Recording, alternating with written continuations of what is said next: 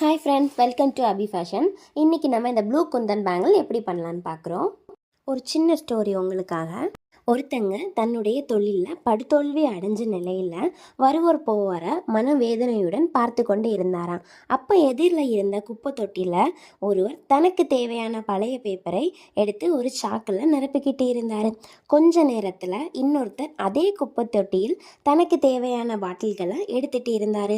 மறுபடியும் ஒருத்தர் பழைய பிளாஸ்டிக் தட்டு பேப்பரை எடுத்து சாக்கில் போட்டுட்டு இருந்தார். அதற்கப்புறம் ஒரு நாய் வந்து குப்பை தொட்டியில் இருந்து சாப்பாட்டை சாப்பிட்டுட்டு போச்சான். கடைசியில் வந்த ஒரு பசு குப்பையில் இருந்த இலையை சாப்பிட்டு பசியை போக்கிட்டு போச்சான். இதை பார்த்த அந்த தொழிலதிபர் தனக்கு தானே சொல்லிக்கிறாரு, ஒரு சின்ன குப்பை தொட்டியில் இத்தனை பேர் பிழைத்து வாழ்கிறாங்கன்னா இந்த பரந்த விரிஞ்சு கிடக்கும் உலகத்தில் நாம் எல்லோரும் எப்படியெல்லாம் பிழைச்சி வாழலாம்னு மனசை திடம்படுத்திக்கிட்டு தோல்வி அடைஞ்ச தன்னுடைய பழைய தொழிலை தன்னம்பிக்கையுடன் ஆரம்பிக்க தொடங்கினாராம்.